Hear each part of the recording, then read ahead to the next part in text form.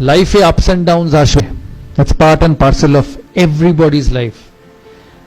ভারতের প্রধানমন্ত্রীও ইলেকশন হারে, ক্লাসের লাস্ট বয়ও ফেল করে, সচিন তেন্ডুলকরও 100 করে, সচিন তেন্ডুলকর 10টা ম্যাচে ফেলও করে।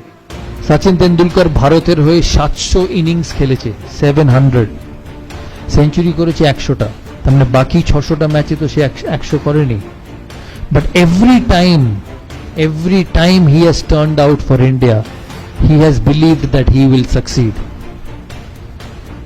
এর মূল কারণ হচ্ছে যে everybody will fail, but you have to come out of failures.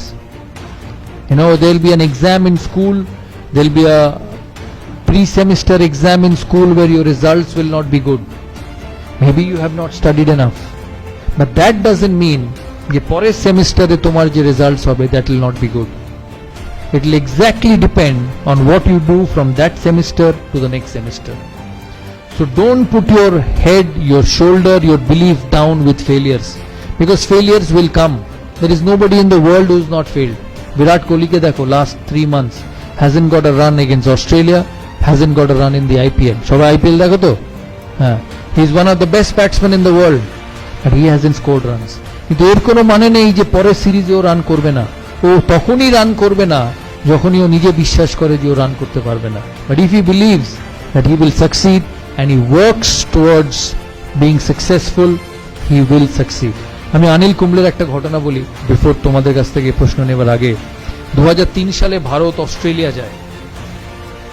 2003 সালে ভারত অস্ট্রেলিয়া যায়, সেখানে অস্ট্রেলিয়ায় 2টো স্পিনার নিয়ে যেতে চেয়েছিল ভারতীয় সিলেক্টররা। আমি যখন ক্যাপ্টেন আমাকে বলা হয় যে হরভজন সিং যাবে আর মুরলী কার্তিক যাবে। আমি ওই সময় জানতাম যে অনিল কুম্বলে যদি ওই ট্যুরে না যায়, অনিল কুম্বলের ক্যারিয়ার হয়তো শেষ হয়ে যাবে। And also I quietly believed that he was probably the best spinner in my team, but the best spinner is having an off time. So there are two ways to deal with it. Either you let him go and let a career get spoiled, or you put an arm around his shoulder and say, hey listen, I back you. আমি মনে করি যে তুমি successful হতে পারো, কারণ একটা মানুষ যখন বড় প্লেয়ার হয় বা একটা তোমাদের মধ্যে থেকে কেউ যখন 10 বছর বাদে, 15 বছর বাদে, 20 বছর বাদে সাকসেসফুল হবে, সে এতদিন ধরে যখন সাকসেসফুল হয়ে এসছে তার মানে তার অ্যাবিলিটি আছে, তার মানে তার ভালো জিনিস করার যে কোয়ালিটি সেটা আছে। কিন্তু কোনো মানুষের লাইফের গ্রাফ এক থাকতে পারে না। It cannot be the same.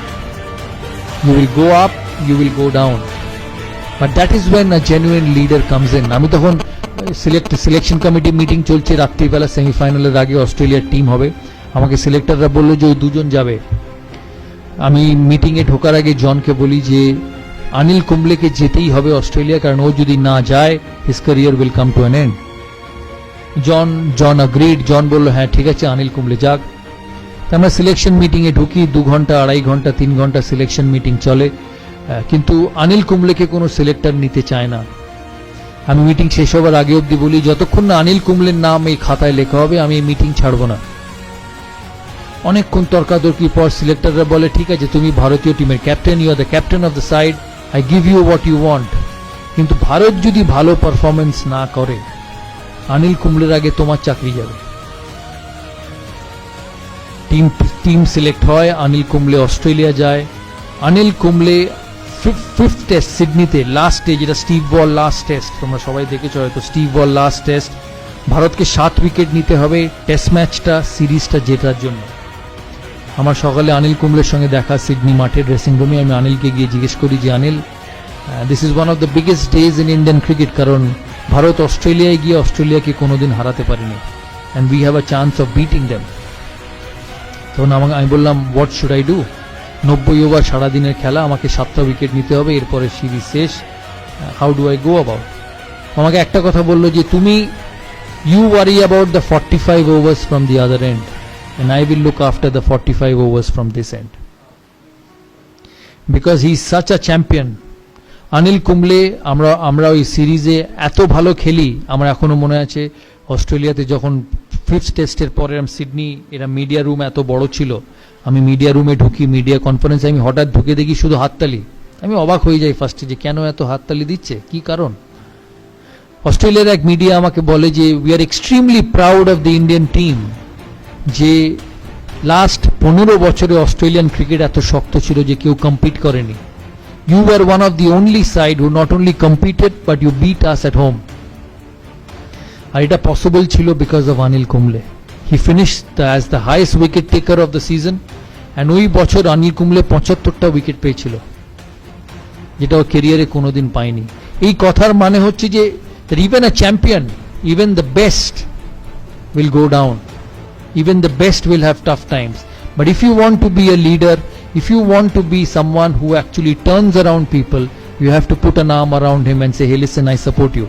আমি বিশ্বাস করি যে তুমি আমার টিমকে এগিয়ে নিয়ে যেতে পারবে, and it works like magic. তাই এই কথাগুলো বললাম, তোমরা মাথায় রেখো। তোমাদের কি প্রশ্ন আছে আমাকে জিজ্ঞেস করো, লজ্জা পাবে না, কেন আমি তো বারবারই সেরকম কথা বলতে পারবো না। তাই this is one time opportunity for all of you. জানি অনেকক্ষণ বলে ফেললাম, প্রায় 50 মিনিট হয়ে গেল। তোমরা বলো, তোমরা কি জানতে চাও?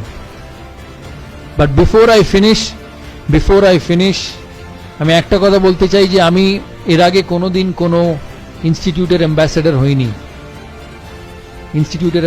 হইনি। This is the first time. আমি প্রায় 100টা ব্র্যান্ড এন্ডোর্স করেছি, কোক থেকে, এই কোক, পেপসি, যা বলবে সব। দাদার ছবি হয়তো তোমরা সারা কলকাতার কোনো না কোনো হোর্ডিং এ দেখেছো। But one of the main reason of me being a part of this institute is to see your career grow. তাই আমার অ্যাসোসিয়েশন এই ইনস্টিটিউটের সাথে সাকসেসফুল তখনই হবে যখন তোমাদের ইনস্টিটিউটের চিফ ট্রাস্টি, তোমাদের প্রিন্সিপাল 1 বছর বাদে, 2 বছর বাদে বা 3 বছর বাদে যখন আমার সঙ্গে ফোনে কথা হবে, তখন যাতে বলতে পারে যে দাদা আপনি আমাদের ইনস্টিটিউটের সাথে ইনভলভ হয়েছিলেন, we have produced some scholars from this institute, and that will only happen because of you. খেলাধুলায় কোচ, পড়াশোনায় teacher can teach you, can tell you what to do, but what you become, what you do is up to you. দেখবে বাড়িতে মা যখন রেগে যায় প্রায় বলে যে আমি তো ঘোড়াকে জল অবধি নিয়ে যেতে পারি, আমি তো জল খাওয়াতে পারবো না। So it's the same thing. টিচাররা পড়াবে, কোচ তোমাকে বলবে কি ঠিক করতে হবে, কিন্তু ভালো কি খারাপ, brilliance will only be obtained by you. তাই এখানে তোমরা হচ্ছ দ্য মোস্ট ইম্পর্ট্যান্ট। আমি তোমাদের চিফ ট্রাস্টিকে আমি রিকোয়েস্ট করেছি যে আমি অ্যাটাচড হয়েছি এখানে। All what I want is a great environment for students to study, a great environment for students to showcase their talent and become the best. কিন্তু এই এনভায়রনমেন্টটা ধরে রাখার যেমন ওনাদেরও কর্তব্য, তোমাদেরও কর্তব্য। কারণ মনে রাখবে এই ইনস্টিটিউটটা ইজ ফর ইউ। এই ইনস্টিটিউট থেকে তোমাদের চিফ ট্রাস্টি বা মালিক ডিগ্রি নিয়ে বেরোবে না, ডিগ্রি নিয়ে বেরোবে তোমরা।